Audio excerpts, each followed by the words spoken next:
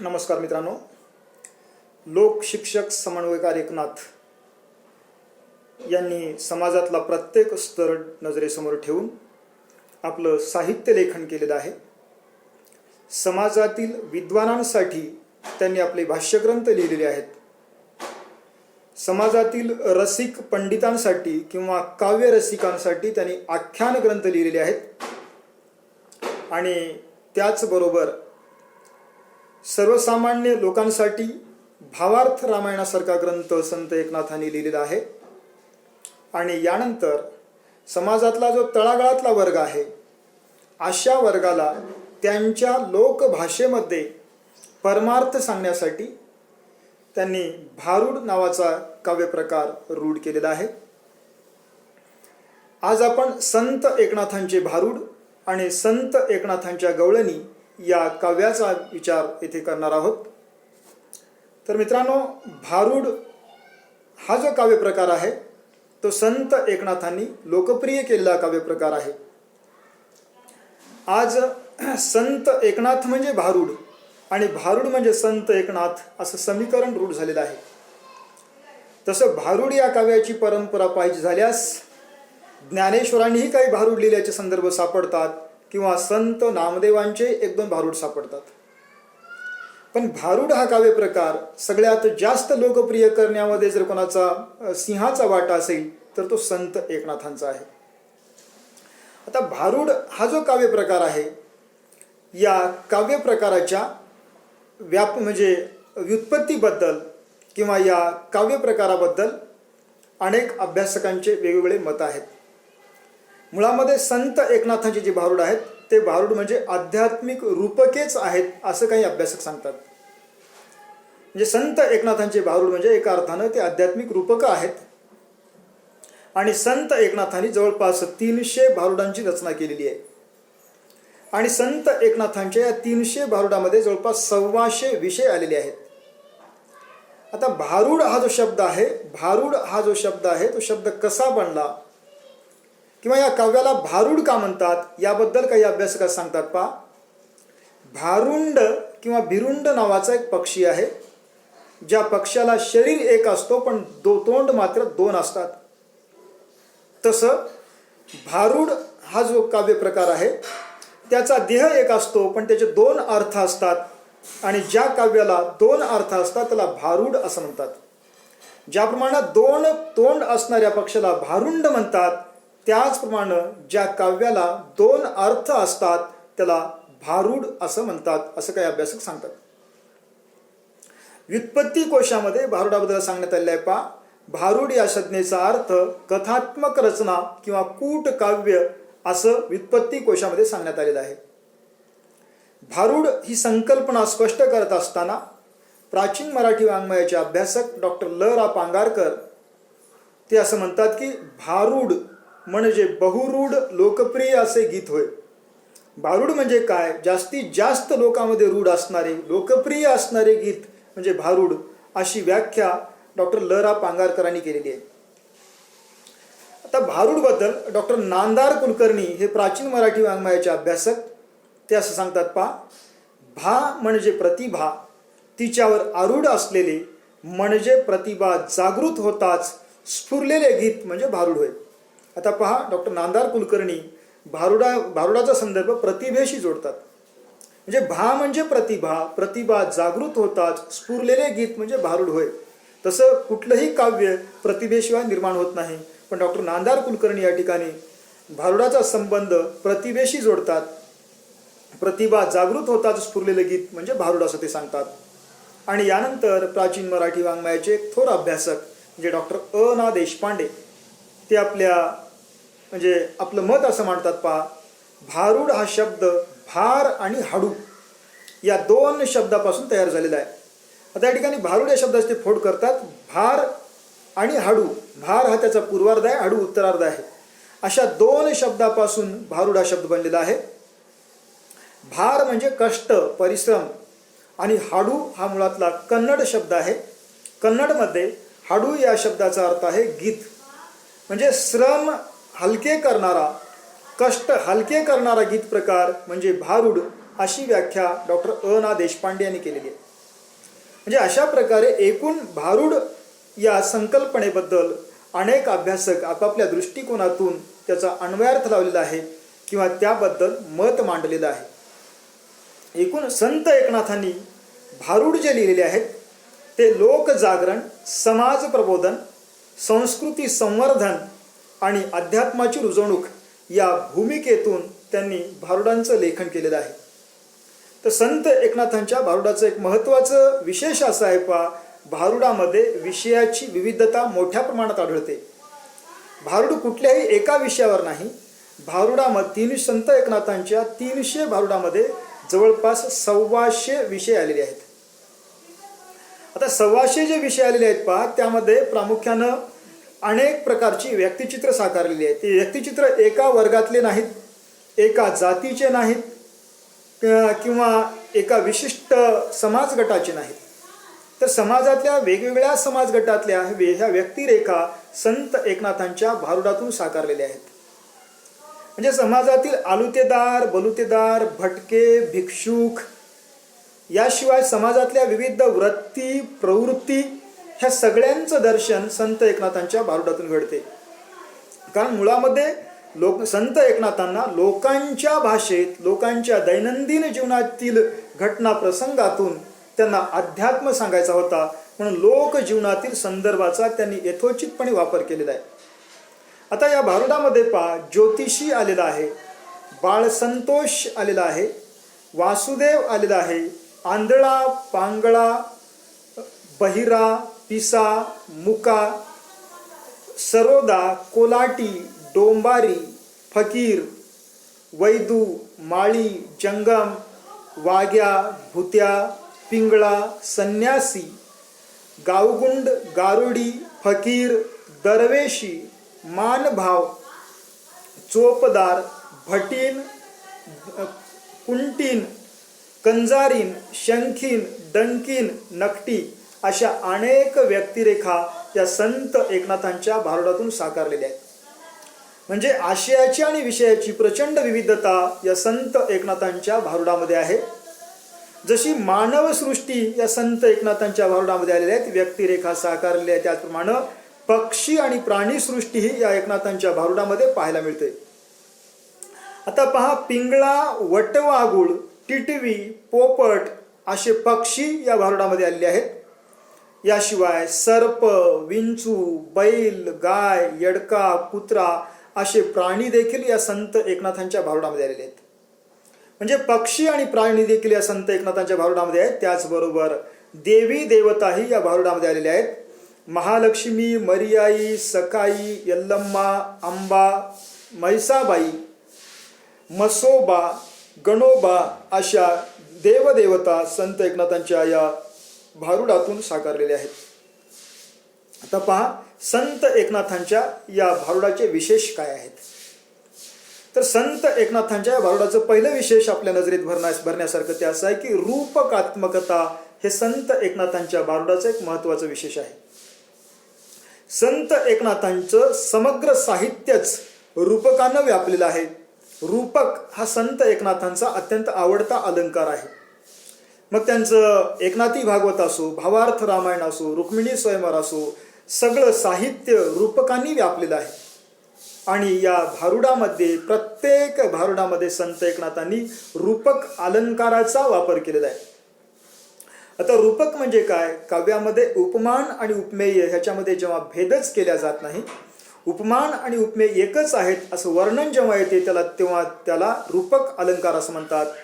आता या ठिकाणी पहा, विषय म्हणजे उंडी, शांती म्हणजे गाय, सोहम म्हणजे ढोलके, संदेह म्हणजे श्वान, दंभ म्हणजे सासरा, कल्पना म्हणजे सासू, ममता म्हणजे जाऊ, द्वेष म्हणजे ननंदेचे पोर, विवेक म्हणजे नवरा असे अनेक रूपकांचा वापर संत एकनाथांनी केलेला आहे.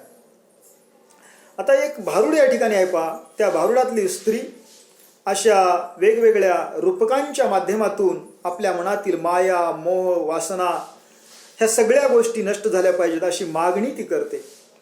आता ती म्हणते पहा, सासरा माझा गावी गेला तिकडेच खपवी त्याला, सासू माझी जाच करती लवकर निर्दाळी तिला, जाऊ माझी फडफड बोलती बोडकी करग तिला, ननंदेचं पोर किरकिर करते खरूच होऊ दे त्याला, दादला मारून आहुती देईन मोकळी कर ग मला, एका जनार्दनी सगळेच जाऊ दे एकटीच राहू दे मला. आता पहा, या स्त्री, या भारुडातली स्त्री परमेश्वराला उद्देशून या ठिकाणी मागणी करते. ती म्हणते, पहा, सासरा माझा गावी गेला तिकडेच खपवी त्याला. सासरा हा शब्द या ठिकाणी दंभ या अर्थाने आलेला आहे. म्हणजे माझ्या ठिकाणचा दंभ माझ्यातून बाहेर पडला, तो तिकडच खपावा, म्हणजे तिकडच जावा अशी ती मागणी करते. सासू माझी जाच करती लवकर निर्दाळी तिला. आता सासू हा शब्द कल्पना या अर्थाने आलेला आहे. माझ्या ठिकाणची कल्पना मला त्रास देते, म्हणून त्याचं लवकर निर्दाळण होऊ दे, त्यातून मी मुक्त होऊ दे अशी मागणी ती करते. आणि जाऊ माझी फडफड बोलती बोडकी कर ग तिला. आता जाऊ हा जो शब्द आहे या ठिकाणी ममता या अर्थाने आलेला आहे. माझ्या ठिकाणची ममता मला सतत हस्तक्षेप करते, म्हणून तिला लवकर बोडकी कर, म्हणजे तिला लवकर उघडी कर असं ती म्हणते. ननंदेचं पोर किरकिर करते खरूच होऊ दे त्याला. आता या ठिकाणी ननंदेचं पोर हा द्वेष या अर्थाने शब्द आलेला आहे. आणि हा द्वेष सारखा किरकिर करतो आणि त्याला खरूच होऊ दे, म्हणजे तो लयाला जाऊ दे अशी ती मागणी करते. आणि शेवटचं जे 2 चरण आहेत पहा, त्यामध्ये ती म्हणते, दादला मारून आहुती देईन मोकळी कर ग मला. आता दादला किंवा नवरा हा शब्द अविवेक या अर्थाने आलेला आहे. माझ्या ठिकाणचं अविवेक मारून मला तू मोकळी कर आणि एका जनार्दनी सगळेच जाऊ दे, म्हणजे माझ्या मनातल्या वासना विकार ह्या सगळ्या गोष्टी जाऊ दे, ह्यातून मी मुक्त होऊ दे आणि मी मूळ रूपात म्हणजे मी एकटी राहू दे अशी मागणी या भारुडातील स्त्री करते. म्हणजे अशा प्रकारे संत एकनाथांचे भारुड रूपक अलंकाराने व्यापलेले आहेत. आता पहा, संत एकनाथांच्या भारुडाचं दुसरे विशेष असं आहे, लौकिकता आणि आध्यात्मिकता याचा मनोरम संगम संत एकनाथांच्या भारुडामध्ये पाहायला मिळतो. आता पहा, संत एकनाथांच्या प्रत्येक भारुडाचे 2 अर्थ आहेत.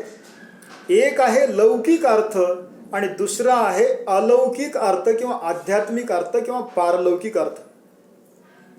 कारण संत एकनाथांना लोकांच्या जीवनातील उदाहरणातून अध्यात्म पटवून सांगायचा होता, म्हणून त्यांनी लौकिक जीवनातले दाखले दिलेले आहेत. त्यामुळे एक लौकिक अर्थ दिसतो आणि त्यांना सांगायचा जो आध्यात्मिक अर्थ आहे तो दुसरा अर्थ. म्हणजे अशा प्रकारे लौकिक अर्थ आणि अलौकिक अर्थ दोन्हींचं सरमिसळ या संत एकनाथांच्या भारुडामध्ये पाहायला मिळते. आता या ठिकाणी एक भारुड आहे आपण जे पाहणार आहोत. असला दादला नको ग बाई हे जे भारुड आहे, या भारुडामध्ये ह्या भारुडाचा एक लौकिक अर्थ असा आहे, जो नवरा पटत नाही किंवा ज्या नवऱ्यामध्ये मन रमत नाही, त्या नवऱ्याच्या घरातल्या कोणत्याही गोष्टी आवडत नाहीत, त्यामुळं तो नवरा नकोच वाटतो किंवा त्या नवऱ्याच्या घरामध्ये मन रमत नाही. नवराच आवडत नसल्यामुळं नवऱ्याच्या घरामध्ये मन रमत नाही. आणि दुसरा अर्थ असा आहे, ज्याचं मन परमेश्वरामध्ये गुंतलं त्याला ह्या जगातल्या कोणत्याही गोष्टीमध्ये रस वाटत नाही किंवा या जगामध्ये त्याचं मन रमत नाही. हा या भारुडाचा दुसरा अर्थ. आता भारुड पहा, मोडके से घर तुटके से छप्पर देवाला देवघर नाही, फाटकेच लुगडे तुटकीसी चोळी शिवाया दोरा नाही, जोंधळ्याची भाकर आंबाड्याची भाजी वर तेलाची धार नाही, मोडका पलंग तुटकी नवार वर नरम बिछना नाही, सुरतीचे मोती गुळधाव सोने राज्यात लेणे नाही, एका जनार्दनी जेथे समरस झाले तो भाव येथे नाही. आता पहा, या भारुडामधली स्त्री म्हणते की मला असला दादला नको ग बाई. का नको त्याचे कारण ती सांगते. आता एकही कारण असं पटण्यासारखं नाही, पण मुळामध्ये तिला नवरा आवडत नाही त्यामुळे ती कारण सांगते. ती म्हणते पहा, मोडके से घर तुटके से छप्पर. त्याचं घर कसं आहे, घर मोडकळीस आलेलं आहे, छप्पर तुटायला आलेलं आहे आणि त्याच्या घरामध्ये स्वतंत्र देवारा नाही. आता पहा, घर जुनं आहे आणि घरामध्ये स्वतंत्र देवारा नाही, म्हणून ती असला नवरा नको म्हणते. आणि दुसरे कारण ती सांगते पहा, फाटकेच लुगडे तुटकीसी चोळी शिवाया दोरा नाही. म्हणजे आता याच्या घरामध्ये मला लेवायला फाटकं लुगडं आहे आणि वर तुटकी चोळी आहे, शिवायला पण दोरा नाही, असा दारिद्र्य माझा नवरा आहे, म्हणून असला नवरा मला नको. आणि पुढे ती सांगते, जोंधळ्याची भाकर आंबाड्याची भाजी वर तेलाची धार नाही. म्हणजे याच्या घरामध्ये जेवायला म्हणजे जोंधळ्याची भाकर आहे, सोबत आंबाड्याची भाजी आहे, पण वरून टाकायला तेलाची धार नाही, म्हणून मला असा नवरा नको, असं ती म्हणते. आणि पुढे ती म्हणते पहा, मोडका पलंग तुटकी नवार. ह्याच्या घरामध्ये झोपायला पलंग आहे पण मोडका आहे, आणि त्याच्यावर नवार तुटलेली आहे, आणि त्यावर अंतरायला मऊ अंथरूण नाही, म्हणून मला नवरा नको. म्हणजे ह्याची जे कारणं आहेत पहा, किती तकलादू कारणं आहेत. आणि ती शेवटी म्हणते पहा, म्हणजे त्याच्या पुढे ती म्हणते, सुरतीचे मोती गुळधाव सोने. हा माझ्या अंगावर मोती घातला पण ते सुरती मोती आहेत, सोनं घातला पण फिकट रंगाचं आहे, आणि याचं राज्यामध्ये कुणाकडून काही येणं नाही. पण खरं कारण ती शेवटच्या चरणामध्ये सांगते पहा, एका जनार्दनी जेथे समरस झाले तो भाव येथे नाही. म्हणजे ज्या माझ्या प्रियकरांमध्ये मला आनंद वाटत होता, ज्याच्या सहवासात आनंद वाटत होता, तो आनंद मला ह्याच्या घरात नाही. म्हणजे मुळात मला हा नवरा आवडत नाही, त्यामुळे ह्याच्या घरातल्या कोणत्याही गोष्टी आवडत नाहीत. आता हा या अभंगाचा लौकिक अर्थ. दुसरा अर्थ असा पहा, ज्याचं मन परमेश्वरामध्ये गुंतलं, जो परमेश्वराच्या प्रेमात पडला, त्याला या जगातल्या कुठल्याही गोष्टीमध्ये रस वाटत नाही. जे अशा प्रकारे मित्रांनो संत एकनाथांचा प्रत्येक भारुड दोन अर्थ सांगतो. एक लौकिक अर्थ, दुसरा पारलौकिक अर्थ किंवा आध्यात्मिक अर्थ. म्हणजे लौकिकता आणि आध्यात्मिकता याचा मनोरम संगम संत एकनाथांच्या भारुडामध्ये झालेला आहे. आता पहा, संत एकनाथांचे भारुड हे विलक्षण नाट्यात्मक आहेत. एकनाथांचे भारुड वाचण्यापेक्षा ऐकण्यात मजा येत असते, आणि ऐकण्यापेक्षा पाहण्यात जास्त मजा येत असते. कारण संत एकनाथांच्या भारुडामध्ये गायन आहे, म्हणजे भारुड हे गेयी आहेत, आणि त्या भारुडामध्ये संत एकनाथांच्या भारुडामध्ये म्हणजे गेयता आहे, नृत्याला वाव आहे, अभिनयाला वाव आहे. म्हणजे या भारुडामध्ये गीत आहे, नृत्य आहे आणि अभिनय आहे. आणि संत एकनाथांचे भारुड सादर करणारे व्यक्ती हे विशिष्ट वेशभूषा परिधान करून अभिनयासह ते भारुड सादर करतात. या भारुडामध्ये नाटकाप्रमाणे संवाद आलेले आहेत. त्या संवादातून बोलणाऱ्या व्यक्तीचं मन अंतरंग व्यक्त होत असते. म्हणजे बहिरंगाबरोबरच अंतरंगाचं नाट्यमय दर्शन संत एकनाथांचे भारुड घडवतात. आता या ठिकाणी एक भारुडाचं उदाहरण आपण घेणार आहोत. ते तो भारुड असा आहे, सगुण गुण माया आली कोलाटीन खेळाया, प्रपंचाचा रोविला वेळू चहू शून्यांचा मांडीला खेळू. म्हणजे अशा प्रकारे ही कोलाटीन म्हणते. म्हणजे नाट्यात्मकता हे संत एकनाथांच्या भारुडाचं एक महत्त्वाचं विशेष आहे. आता पहा, संत एकनाथ हे समतेचे पुरस्कर्ते होते. संत एकनाथांना शांतीदूत म्हणतात, कोणी समतादूतही म्हणतात. कारण समता ही त्यांनी कृतीत आणून दाखवली होती. आणि पहा, कारण आपण पाहतो पहा, म्हणजे अस्पृश्याच्या मुलाला कड्यावर घेऊन त्यांनी घरी नेऊन सोडले होते, असं आपण पाहतो त्यांच्या चरित्रामध्ये. आणि संत एकनाथांनी आपल्या भारुडामध्ये अस्पृश्यतेची निरर्थकता स्पष्ट केली. अस्पृश्यतेवर त्यांनी प्रहार केला, किंवा वर्णव्यवस्थेचे दोष त्यांनी नेमकेपणाने आपल्या भारुडातून दाखवलेले आहेत. वर्णव्यवस्थेमुळं काही लोकांना जन्मामुळेच प्रतिष्ठा प्राप्त होते, आणि काही लोकांना जन्मामुळेच यातना सहन करावे लागतात. आता या ठिकाणी पहा, संत एकनाथांचे म्हणजे जोहार शीर्षक असणारे किंवा जोहार या विषयावरचे जवळपास 27 भारुड आहेत. आता जोहार हा जो शब्द आहे पहा, जोहार हा शब्द अस्पृश्यतेचं निदर्शक असा शब्द आहे. प्राचीन काळी म्हणजे समाजामध्ये अभिवादन करण्याच्या पद्धती होत्या. समान पातळीवरचे लोक एकमेकांना नमस्कार करत होते, पण कनिष्ठ वर्णातले लोक उच्च वर्णीयांना नमस्कार करू शकत नव्हते, तर ते जोहार करत असत. आता जोहार ही एक अभिवादनाची पद्धत आहे, किंवा एक अभिवादनाचा तो शब्द आहे. म्हणजे अभिवादन करण्यातला तो एक शब्द आहे. जोहार करणं म्हणजे कनिष्ठ वर्णीयांनी उच्च वर्णीयांना आदरानं केलेलं अभिवादन म्हणजे जोहार. आता या ठिकाणी पहा, जोहार या शब्दातून अस्पृश्यता व्यक्त होते, आणि संत एकनाथांनी जोहार शब्दाचा वापर करून अस्पृश्यतेवर कोरडे वळलेले आहेत, किंवा अस्पृश्यतेची निरर्थकता त्यांनी स्पष्ट केली आहे. आता ह्या वर्णव्यवस्थेमुळं म्हणजे लोकांना जन्मजात प्रतिष्ठा लाभत असते, त्यामुळं त्यांच्या ठिकाणचा अहंकार वाढतो, आणि जे कनिष्ठ आहेत, शूद्र आहेत, त्यांच्या ठिकाणचा आत्मविश्वास मारला जातो. म्हणजे या वर्णव्यवस्थेमध्ये उच्चवर्णीयांचा निरर्थक अहंकार वाढतो आणि कनिष्ठ वर्णीयांचा विनाकारण आत्मविश्वास मारला जातो. आणि त्यावर संत एकनाथांनी आपल्या भारुडातून प्रकाश टाकलेला आहे. आता हे जे भारुड आहे पहा, या ठिकाणी या भारुडामध्ये एक महार आणि एक ब्राह्मण दोघातला संवाद आहे. ज्याला केवळ ब्राह्मण जातीमध्ये जन्मल्यामुळे प्रतिष्ठा प्राप्त झाली, तो ब्राह्मण कशा प्रकारे अहंकारानं उन्मत्त झालेला आहे आणि महाराला पावलावर चटके सहन करावे लागतात आणि त्यामुळं त्याच्या ठिकाणचा विवेक जागा आहे, तो विवेकानं वागतो आणि हा गर्वानं आंधळा झालेला आहे. हे दोघं एकमेकांना भेटतात, त्यांच्यातला संवादातून त्यांची त्यांच्या मनोवृत्तीचं दर्शन या ठिकाणी संत एकनाथ घडवतात किंवा म्हणजे 16व्या शतकातील सामाजिक वास्तवाचंही ते दर्शन घडवतात. आता एक ब्राह्मण महाराला जेव्हा भेटतो तेव्हा तो ब्राह्मण काय म्हणतो पहा, त्या महाराला कुठलंही कारण नसताना तो म्हणतो, का रे महारा बदमस्ता. तो काय म्हणतो भेटल्यानंतर, का रे महारा बदमस्ता असं तो महाराला म्हणतो. तेव्हा तो महार म्हणतो पहा, काहो ब्राह्मण बाबा भलतेच बोलता. पहा, यातून म्हणजे ब्राह्मणाचा अहंकार आणि महाराचा विवेक शहाणपणा या ठिकाणी पाहायला मिळतो. पुढे तो ब्राह्मण म्हणतो पहा, तुझे बापाचे भय काय, तुला बदमाशा न म्हणायला तुझ्या बापाची भीती आहे का, असं तो गर्वानं आंधळा झालेला ब्राह्मण म्हणतो. तेव्हा तो जो महार आहे तो म्हणतो पहा, माय बाप तुमचे आमचे एकच आहे. तुम्ही असं म्हणू नका की तुझ्या बापाची भीती काय, तुमचे आणि आमचे मायबाप वेगळे नसून एकच आहेत. म्हणजे तुमचा आणि माझा निर्माता एकच परमेश्वर आहे. म्हणजे हा महार साध्या शब्दामध्ये अद्वैताचा विचार तो आपल्या त्या ब्राह्मणाला उद्देशून सांगतो. म्हणजे या भारुडातून संत एकनाथांचे जे जोहारदर्शक भारुड आहेत त्यातून संत एकनाथांनी समतेचा विचार प्रतिपादित केलेला आहे. आता संत एकनाथांच्या काही कूट रचना आहेत पहा.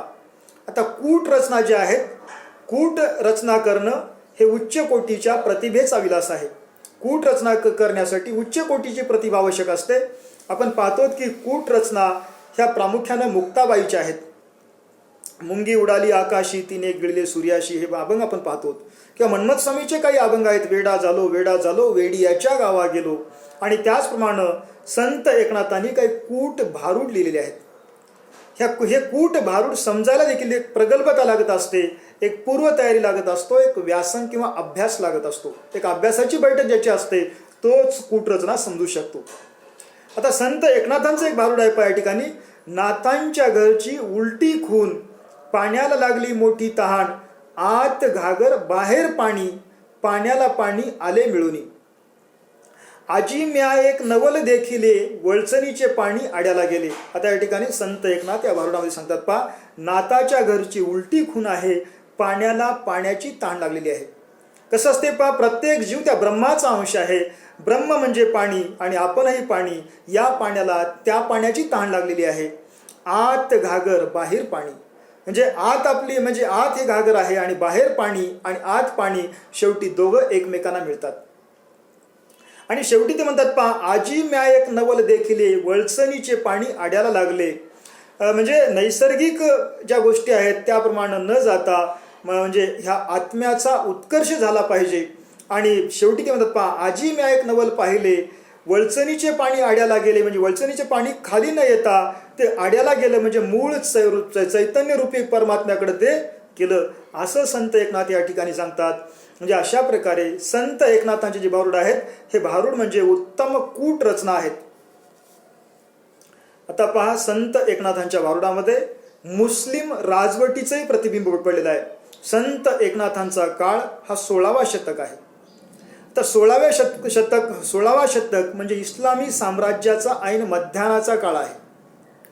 म्हणजे तिकडं विजापूरची आदिलशाही, गोळकोंड्याची कुतुबशाही, अहमदनगरची निजामशाही आणि उत्तरेमध्ये मोगलशाही अशा अनेक शाह्या होत्या. आणि सगळीकडं इस्लामी धर्म आणि संस्कृतीचं प्राबल्य वाढलं होतं. राजदरबाराची भाषा, राजकारभाराची भाषा फारसी, उर्दू, अरबी भाषा होती आणि ह्या भाषेमध्ये व्यवहार होत होता. म्हणून त्याचा प्रभाव संत एकनाथांच्या भारुडावर पडलेला आहे. त्या काळातील राजव्यवहारातील भाषा, दैनंदिन व्यवहारातील भाषा संत एकनाथांनी अत्यंत नेमके पद्धतीने आपल्या भारुडामध्ये वापरलेली आहे. संत एकनाथांच्या भारुडामध्ये शब्द येतात पहा, अर्ज, अर्जदास्त, अभयपत्र, ताकीदपत्र, कौल, सुभेदार, जकादार, जकातदार, जमेदार असे शब्द संत एकनाथांच्या भारुडामध्ये येतात. म्हणजे मुस्लिम राजवटीचं प्रतिबिंब संत एकनाथांच्या या भारुडामध्ये आपल्याला पाहायला मिळतं. आणि त्याचबरोबर पहा, संत एकनाथांनी आपल्या भारुडातून हिंदू मुस्लिम ऐक्यावर भर दिलेला आहे. कारण सगळीकडे सत्ता ही मुस्लिमांची होती आणि म्हणतात पहा, सत्तेसमोर शहाणपणा चालत नाही, म्हणून सत्तेसोबत जुळून घेणं गरजेचं आहे. हा व्यावहारिक विचार करून संत एकनाथांनी आपल्या भारुडातून हिंदू मुस्लिम ऐक्याचा संदेश दिलेला आहे किंवा हिंदू मुस्लिम ऐक्यावर भर दिलेला आहे. ते असं म्हणतात पहा, हिंदू मुसलमान दोही खुदाने पैदा किए भाई. म्हणजे हिंदू आणि मुसलमान हे दोघंही काय आहेत? हे देवानं निर्माण केलेले, म्हणजे खुदानं निर्माण केलेले भाऊ आहेत. असा हिंदू मुस्लिम बंधुतेचा संदेश संत एकनाथांनी आपल्या भारुडातून दिलेला आहे. संत एकनाथांचे जे भारुड आहेत ते विलक्षण गेयात्मक आहेत. गेयात्मक म्हणजे विशिष्ट चालीवर, सुरामध्ये, लयीमध्ये गाता येतात. म्हणजे संत एकनाथांचा प्रत्येक भारुड विशिष्ट सुरामध्ये, रागामध्ये गाता येतो, म्हणून गेयात्मकता हे संत एकनाथांच्या भारुडाचं एक महत्त्वाचं विशेष आहे. आता पहा, ती रचना कशी आहे, ह्या रचना कशा आहेत, ते प्रातिनिधिक उदाहरण आपण या ठिकाणी पाहणार आहोत. ते उदाहरण असं आहे, एका भारुडामध्ये संत एकनाथ म्हणतात पहा, मी निराकाराचा डोंबारी, तिही लोकी माझी फेरी, चार युगाच्या खबरी, तुझं सांगेन रे गवारा. म्हणजे अशा प्रकारे एक लयबद्धता, एक नैसर्गिक लय या संत एकनाथांच्या भारुडामध्ये पाहायला मिळते. म्हणून गेयात्मकता हे संत एकनाथांच्या भारुडाचं एक विशेष आहे. तर मित्रांनो, अशा प्रकारे हे संत एकनाथांचे भारुड होते. संत एकनाथांनी ज्याप्रमाणे भारुड लिहिलेले आहेत त्याचप्रमाणे त्यांनी काही गवळणीही लिहिलेले आहेत. आता गवळणी हा स्वतंत्र विषय आहे. गवळणीमध्ये प्रामुख्यानं राधा आणि कृष्ण यांच्यातील प्रेमभाव किंवा राधेच्या मनातील श्रीकृष्णाबद्दलची ओढ हा गवळणीचा विषय आहे. आणि गवळण हा जो काव्यप्रकार आहे, या गवळणीमध्ये प्रामुख्यानं शृंगार आणि भक्ती या दोन रसाचा मिलाप झालेला आहे. म्हणजे या ठिकाणी रूपकात्मक पद्धतीनं त्यांनी भक्ती विचार मांडलेला आहे, त्याचप्रमाणे शृंगार विचारही मांडलेला आहे. म्हणजे शृंगार आणि भक्ती या दोन गोष्टींचा मिलाप करणारं काव्य म्हणजे गवळण. असं म्हणतात पहा की मराठी लावणीचा उगम गवळणीत आहे, असंही काही अभ्यासक सांगतात.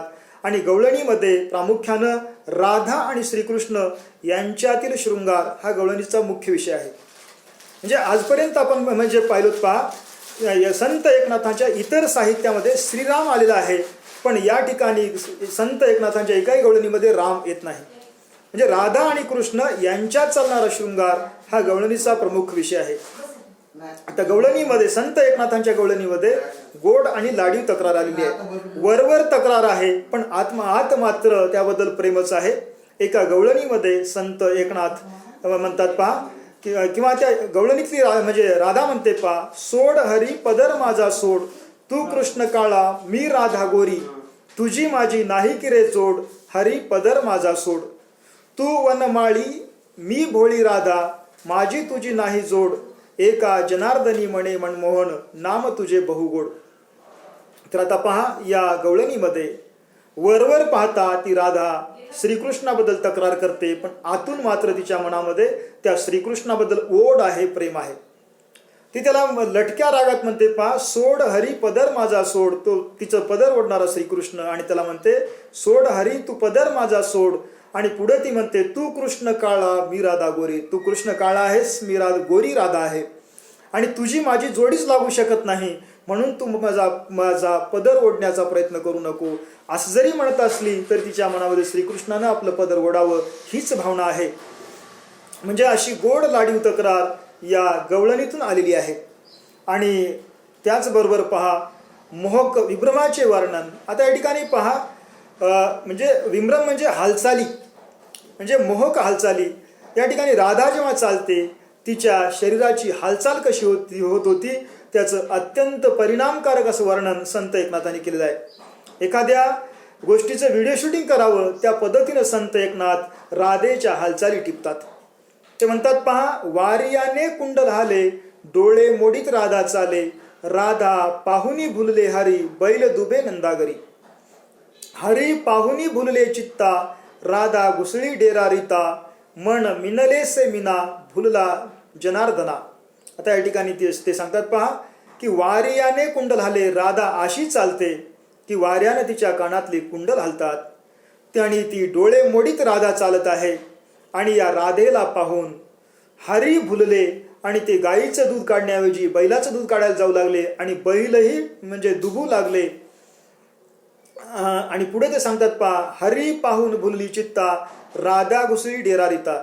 जसं राधेला पाहून श्रीकृष्ण भुलले, गाईचं दूध काढण्याऐवजी बैलाकडे दूध काढायला गेले, आणि त्याप्रमाणे त्या हरीकडे पाहून म्हणजे श्रीकृष्णाकडे पाहून राधा भुलली आणि ती ताक करते वेळेस रिकामीच घागर घुसळू लागली, मध्ये दही पाणी न टाकता रिकामी घागर घुसळू लागली. म्हणजे एवढे दोघं एकमेकाच्या प्रेमामध्ये आपलं भान हरवले होते. आणि शेवटी संत एकनाथ म्हणतात पहा, मन मिनले से मना, एका भुलला जनार्दना. म्हणजे श्रीकृष्ण आणि राधा यांचं मन एकमेकामध्ये मिळालं होतं. आणि त्याचबरोबर पहा श्रीकृष्ण म्हणजे या संत एकनाथांच्या गवळणी म्हणजे समर्पक अशी आध्यात्मिक रूपकं आहेत. आता मी मागं सांगितलं आहे पहा, संत एकनाथांचं समग्र साहित्य हे रूपकानं व्यापलेलं आहे. आता या ठिकाणी रूपकांचा वापर संत एकनाथ कसा करतात पहा. ते एका गवळणीमध्ये ते म्हणतात, कवाड भ्रांतीचे उघडिले, कुलूप मायेचे तोडिले. आता पहा, कवाड भ्रांतीचे उघडिले, कुलूप मायेचे तोडिले, शिंके अविद्येचे तोडिले, बाई तुझिया कृष्णे. डेरा फोडिला दंभाचा, त्रिगुण तिवईस ठाव कैसा कैचा, प्रपंच सडा हा ताकाचा, केला तुझ्या कृष्णे. आता पहा, कृष्णानं काय काय केलं त्याचं रूपकात्मक वर्णन आध्यात्मिक पातळीवर संत एकनाथ करतात. म्हणजे श्रीकृष्णानं काय केलं, कवाड भ्रांतीचं उघडलं. त्या गवळणीचं जे कवाड उघडलं होतं किंवा राधेचं कवाड उघडलं होतं, ते कवाड कशाचं होतं, श्रीकृष्णानं ते भ्रांतीचं कवाड उघडलं. कुलूप मायेचं तोडलं, म्हणजे मायेचं कुलूप तोडून भ्रांतीचं कवाड उघडलं. आणि शिंके अविद्याचे तोडिले, अविद्येचे तोडिले म्हणजे वर शिंकाळ्यामध्ये दही ठेवलं होतं ते कशाच तोडलं, म्हणजे अविद्येचं शिंकाळं तोडलं, तुझिया बाई कृष्णे. आणि त्या म्हणजे गवळणीच्या घरातला जो डेरा श्रीकृष्णानं फोडला तो डेरा म्हणजे दंभाचा होता. त्रिगुण तिवईस ठाव कैचा, प्रपंच सडा ताकाचा. घरामध्ये सगळीकडं ताकाचा सडा साचला होता, म्हणजे तो प्रपंचरूपी ताकाचा सडा होता. म्हणजे अशा प्रकारे रूपकाचा वापर संत एकनाथांनी मोठ्या प्रमाणामध्ये केलेला आहे. संत एकनाथांच्या ज्या गवळणी आहेत, आता भारुड हा समाजातला सामान्य वर्ग, सामान्यातला सामान्य वर्ग नजरेसमोर ठेवून संत एकनाथांनी भारुड लिहिले होते. पण संत एकनाथांच्या ज्या गवळणी आहेत, समाजातला प्रतिष्ठित वर्ग आणि समाजातला वंचित वर्ग, ह्या दोन्ही वर्गांना समोर ठेवून संत एकनाथांनी गवळणी लिहिलेली आहेत. आणि गवळणीमुळं वारकरी भजनामध्ये जी मजा आहे ती गवळणीमुळं आहे. कारण तरुण भजनी मंडळी उत्तर रात्रीमध्ये जागर करण्यासाठी संत एकनाथांच्या गवळणी म्हणतात, किंवा तरुण भजनी मंडळीमध्ये संत एकनाथांच्या गवळणी ह्या अत्यंत लोकप्रिय आहेत. तशा प्रकारे मित्रांनो, आज आपण संत एकनाथांचे भारुड आणि गवळणी या दोन घटकांचा या ठिकाणी विचार केलो. संत एकनाथांचं साहित्य आज या ठिकाणी संपलेलं आहे. आपल्या म्हणजे 5व्या सत्राचा संपूर्ण अभ्यासक्रम यूट्यूबवरून आपला हा संपलेला आहे. तर या ठिकाणी आपण थांबू मित्रांनो. धन्यवाद.